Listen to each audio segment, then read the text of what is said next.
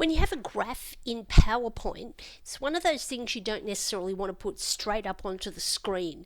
You might want to animate it so that various elements are slowly revealed on the screen and you can talk to those points as you're going along.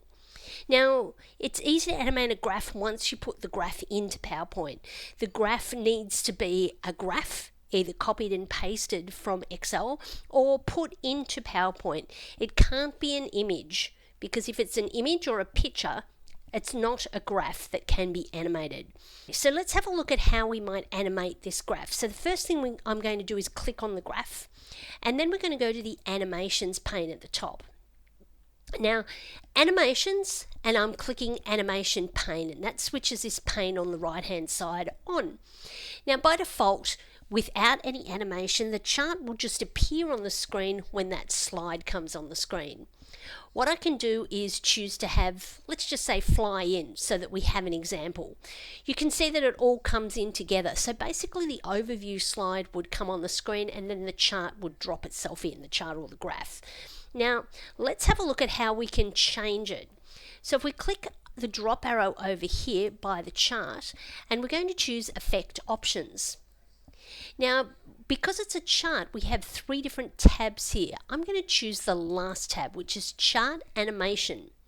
So the default is it comes in as one object, but if we click the drop arrow, we can choose by series and click OK. And you'll see on the screen that's what a series is.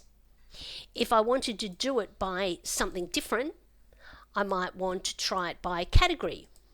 Watch what happens when I click OK. You can see each of the categories comes in individually. I can click the drop arrow again, Effect Options, and this time I have options to go into a little more depth again, Element in Series.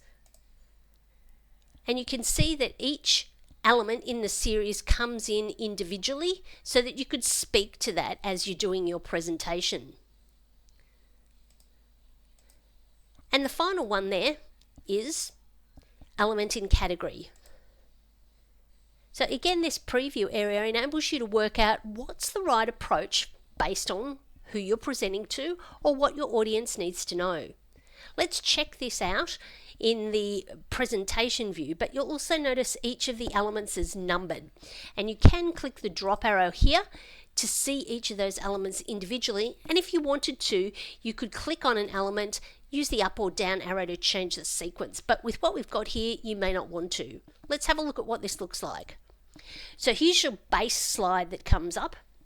If I click, the graph or chart itself comes up, and then as I click, each item in that particular grouping or that category comes up and it moves on to the next one.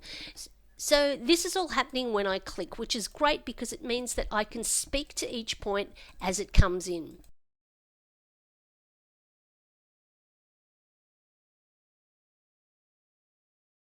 So that's how you add animations to a graph or a chart. Switch on the animation pane and have the chart automate in a way that works for you.